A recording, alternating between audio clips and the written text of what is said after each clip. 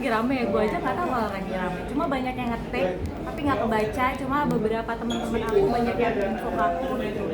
Beritanya tuh udah simpang siur. Sebenarnya tuh mereka ini oknum-oknum lambe-lambean ini tuh kayak ngekat cuplikan-cuplikan yang sebenarnya tuh nggak seperti itu maksudnya. Maksudnya kayak yang keluar di TikTok, keluar di Instagram, itu kan bener-bener potongan dan judul lambe-lambean itu yang nggak benar. Misalnya kayak aku nikah di umur 18 tahun.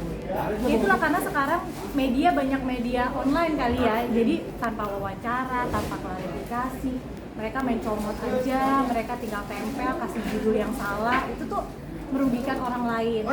Sebenarnya nggak begitu ceritanya kan. Kalau kalian baca, misal kalau kalian nonton fullnya di podcastnya Bunda Sani kan, aku di situ mengakui kesalahan aku.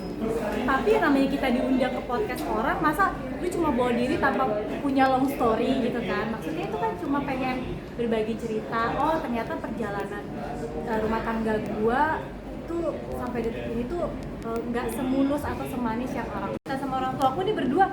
Iya, soalnya mama kesel aja nih, jadi cerita sebenarnya kan, cuma netizen nih kayak bumbu-bumbuin cabai, terasi apa jadinya sayur asem, kan, asem jadinya. Jadi gitu, itu memang dipisahkan pada saat dulu, tapi akhirnya aku memilih bareng sama suami aku karena aku punya anak, Bo. Lu masa tega sih, kecuali laki, gue merasa bersyukur karena gue punya suami itu bertanggung jawab, bukan melepaskan gue. Gue kembali ke suami gue karena gue ngeliat ada anak gue yang masih bayi. Gue nggak mungkin nih, berarti ya gue tidak semampu mendidik atau membesarkan dia seorang diri. Gue pasti butuh sosok suami. Nah itu kenapa pemikiran aku, kenapa aku balik lagi ke suami aku, karena gue jangan kayak egois gue, diri gue sendiri, gue harus lihat ada anak kecil ini nih, makanya aku balik lagi ke suami. Nah sampai akhirnya kan balik lagi ke suami ini sosok seperti apa sih Kak, sampai Kak Bunga tuh sebegitunya sama suami?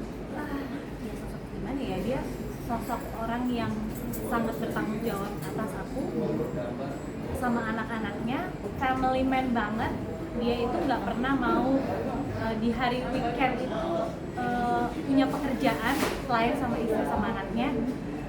Kalau liburan kemana-mana selalu mau bawa anak sama istrinya, walaupun kata orang ya lu mau selingkuh di mana aja bisa ya gitu kan, netizen kan begitu tuh ya kan. Cuma aku mikirnya kalau dia itu masih sangat bertanggung jawab, orang yang selalu ada di mana ketika aku punya masalah. Aku nggak mungkin nih share lagi sama teman-teman kayak gue sebenarnya selama hidup nih 34 tahun gue mulus-mulus aja, banyak banget perkara-perkara aku yang aku buat sendiri, tapi dia orang yang ada di depan aku. Kayak sebenarnya gue pernah bikin usaha sampai down banget, ditipu orang gitu, tapi dia ada di depan aku, bukan siapa-siapa gitu loh. Aku punya masalah, ibaratnya kita punya masalah mental lah, gue pasti punya stres juga atau apa, bukan orang lain, tapi dia ada di depan gue. Itu teman curhat gue banget, yang segala macam keluh kesah gue tuh gue sama dia, bukan sama siapapun. Udah sebaik itu sih, jadi maksudnya aku nggak pernah ngelebih-lebihin atau ngurang-ngurangin, tapi buat aku dia sosok suami atau laki-laki yang bertanggung jawab. Kalau ditanya paling berat ya awal-awal gue nikah ya.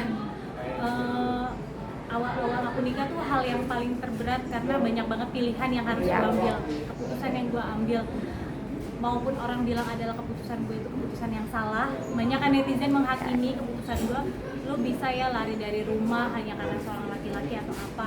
Tapi balik lagi, itu gue punya cerita gitu loh, yang jalanin kan gue gitu. Jadi awal-awal nikah itu adalah hal-hal yang paling terberat sih, berantem orang tua biasalah gitu kan. Tapi sekarang bisa sekuat ini juga karena gue punya masalah dulu. Jadi gue dewasa dengan keadaan bisa ngurusin anak sendiri tanpa bantuan orang tua atau siapapun. Itu karena gue dewasa dengan sendiri. Kalau nggak ada masalah yang dulu, ya mungkin nggak sekuat sekarang. Ya karena anak kan, yang tadi gue bilang, anak itu kayak berkat aja buat aku sih. Karena begitu mereka lihat cucunya ya mungkin anak gue lucu-lucu gitu kan. Terus apalagi anak aku yang kedua ini kan mukanya bapaknya banget nih. Di keluarga aku tuh nggak ada yang mukain dia. Ibaratnya cucu-cucunya tuh nggak ada, cuma doi doang nih ya kan.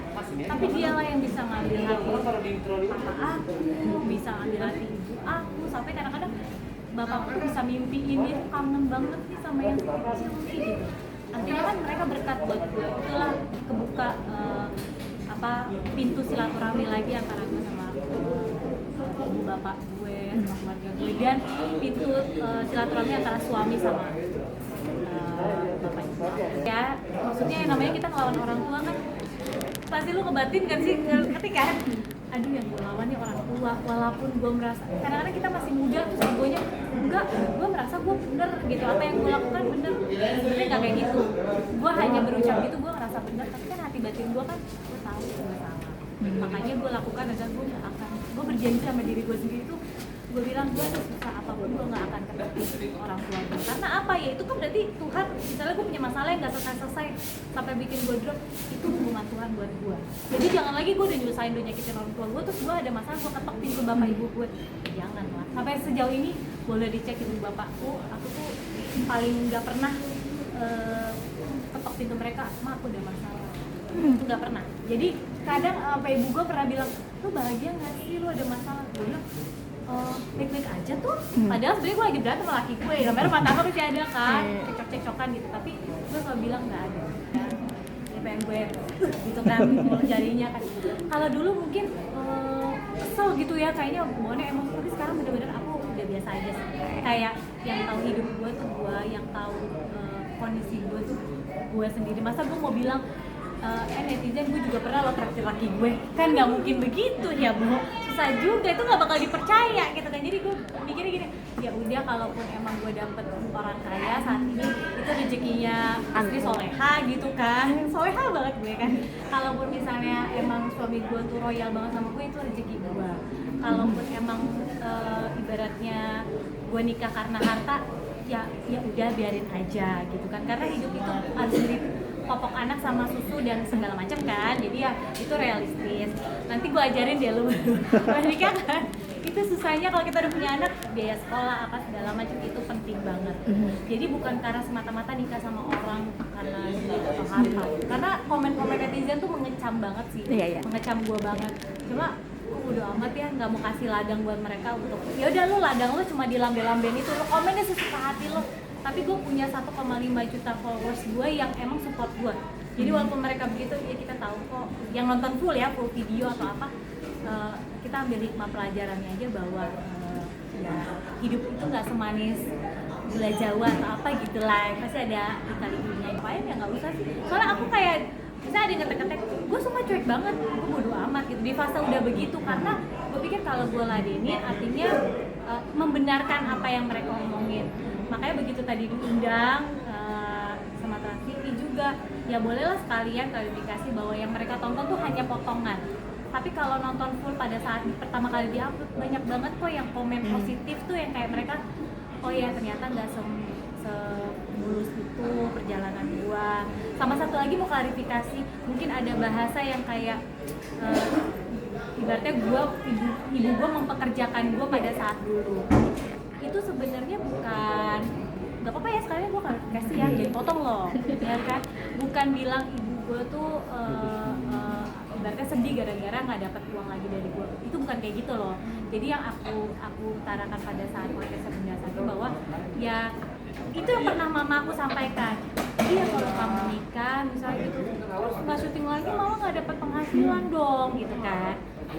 Bukan aku sebagai ladang sumber uang dari mama aku, enggak kayak gitu. Tapi namanya orang tua, wajar dong misalnya ya gue kasih uang ke orang tua selama belum nikah 10.000 misalnya gitu. Terus tiba-tiba gue nikah cuma kasih 5.000 atau misalnya nggak ngasih sama sekali, itu kan kekhawatiran kayak gitu normal aja. Bukan aku bilang ibu aku hidup bergantung dari aku atau ibu aku memanfaatkan aku, nggak kayak gitu. Cuma netizen balik lagi manas-manasin, kompor-komporin. Sejauh ini sih mamaku belum ada nanya sih. Dia juga kayak cuek aja sih. Pasti kalau lagi ngumpul-ngumpul dia tuh kayak, iya dulu kamu tuh keras kepala banget anaknya gini-gini. Jadi netizen tuh nggak pernah tahu apa yang di belakang aku sama keluarga gitu. Makanya gue nggak mau up di IG story atau klarifikasi gimana, karena menurut gue itu nggak benar. Hidup itu nggak ada yang sempurna ya, iya kan, pasti ada aja berantem-berantemnya. Tapi aku bersyukur banget, makanya apa yang ada di Instagram gue itu udah pure kehidupan gue. Gue nggak pernah gue lebih-lebihin atau gue alay-alay, gue lebay-lebayin hidup gue sama laki gue. Kalau lagi berantem ya berantem, kalau lagi baikan ya baikan gitu kan. Jadi nggak pernah, karena hidup gue nggak mau pencitraan. Takutnya gue mesra-mesra, tahu-tahu besok-besok ternyata kami coy itu gue cerai atau apa. Mendingan udah smooth aja deh hidup gue deh, biar orang taunya gue begini-begini aja.